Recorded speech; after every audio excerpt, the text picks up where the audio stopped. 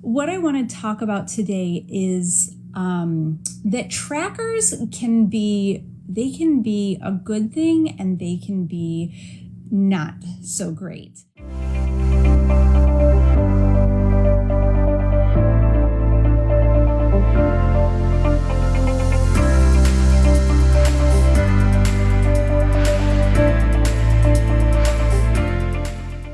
So what I mean is that it's really great to have a tool to help you build awareness.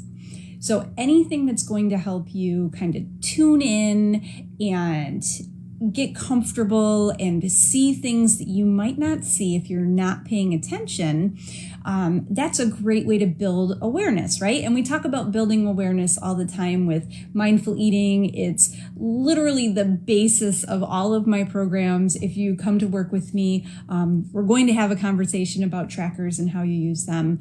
So they're really a good thing to keep in mind. Now, trackers can be a slippery slope to kind of a dark world of self-loathing. And I see it even more now in myself and with people that I'm working with as we get older, right? Because the trackers they're not really designed for the woman in perimenopause or menopause who just wants to keep on top of things, right? They're designed for that 20-something or 30-something who is going to be pushing themselves all the time. That can set you up to feel like crap. It can help you to feel inadequate. It can lead you to feeling defeated. It can lead you to just like feeling like you're not enough. And that goes for fitness trackers, for food trackers, for sleep trackers, because the goals on these trackers are designed by an algorithm, right? So they're mathematical computations, is that the right word? They're mathematical formulas that are going to get an end game. Which you're not a mathematical formula. You're not in a lab, you're in your kitchen, you're going out to eat, you're eating on the run, you're trying to fit a million things in, and you have hormones, and you have hot flashes, and you have, you're already feeling like crap. So you don't need anything to tell you how to feel more like crap, right? So it's important to know that trackers are imperfect. They are, they're good if you take them with a grain of salt. So let's talk about how trackers work and how you can use them to your advantage. So first, you can use them to your advantage if you are realistic. Okay, so know that not necessarily everything that's available to be tracked is going to be appropriate for you to track. Okay, so maybe today you want to track your grams of fiber. Maybe next week you're going to want to track steps. Certain things, so like the reason I want to break up with my Fitbit right now is because yoga doesn't reflect well on a Fitbit, right? So when you're tracking your activity and yoga is your primary source of exercise, Fitbit actually told me last week, you need to move more. And I had done like 3 classes already that week, like done them myself, not even just teaching them, like done them. And I was sweating, man. Those were like really serious classes. So I was building strength and I was building endurance and I was connecting mind and body. But as far as Fitbit was concerned, I might as well have been sitting on a log, right?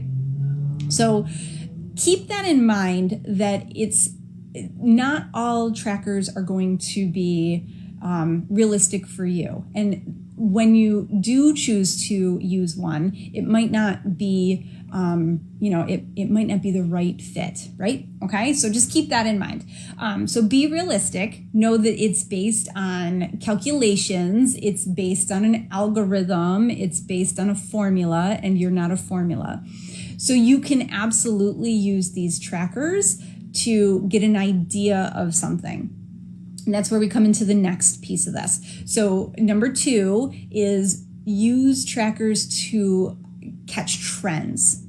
Okay, so it doesn't matter what that beginning number is and what that end number is, but you want to be progressing. So if you start here with steps, this many steps every day, and then, over time, you're starting to get a few more, and then a few more, and a few more, then it's perfect.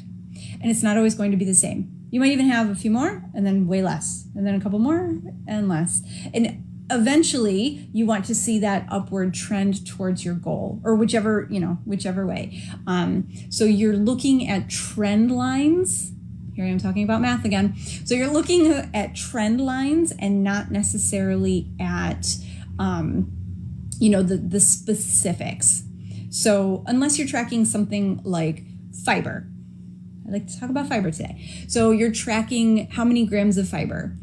Again, even though you're watching how many grams, 3 grams, 5 grams, 12 grams, 20 grams, whatever, as long as you're trending in the right direction, that's more important than the actual number. It works for weight too. If you're watching your weight, you're going to have days where you go down and days you go up and down and up and down. So remember, it's all about the trend in something. So that's a good way to use the tracker, is to make sure that you're progressing. For as many ups as you have, you might have a down or two, and it's going to go all over the place. So just keep that in mind. And then the third thing that makes trackers really nice in a way is that you can notice big changes in things. Okay, so what I mean by that is you can notice that if all of a sudden you stop sleeping 6 hours a night or 7 hours a night, and now you're sleeping 2 hours a night, like big changes in things. Or you're tracking water and, all of a sudden you realize, oh, I've not been drinking water for the last week. It's, a reminder to get back to what you were doing. If you have a tracker that you use for fitness and it, keeps heart rate, big changes in heart rate, that's something to keep in mind. Okay, something that, might be an early warning sign for something. So think about trackers as a big picture and just another piece of information that you take with a grain of salt. So if you have questions about trackers, if you want to know more about how we use trackers and journals and all of that together to help you along your perimenopause and menopause journey, that's where we start.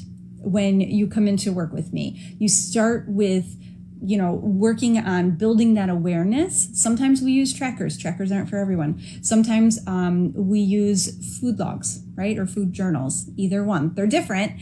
When you're in the program, you know why they're different. Actually, if you do the mindful eating challenge with me in 2 weeks, you're going to learn why they're different, because that's one of the days too. We're going to talk about that. So if you want to learn more about this, hit me up, send me a message, get in my private messages, comment down below. Happy to have this conversation, because this is really foundational, and this is going to help you to get to where you want to be, to feeling better, to reaching your goals. So there's no reason why you can't and shouldn't have goals. Doesn't matter if you're feeling like crap. Maybe your goal is to feel better. Maybe you just want to, find a way to make sense of all of the chaos that happens during that whole perimenopause, menopause, post-menopause journey. It's really chaotic. There's a lot of stuff that happens. So whatever it is, tracking can be a valuable tool. Just remember, it's not judging you. It's not a tool for you to use to judge yourself. It's something to help you build that awareness. So I hope this helps, and we can definitely talk more about this if this is something you guys are interested in. And with that, I'm going to let you go have a fabulous rest of your Wednesday and a good rest of your week. Enjoy the sunshine if you are in an area that has sunshine and warmth today. And I will talk to you ladies again soon.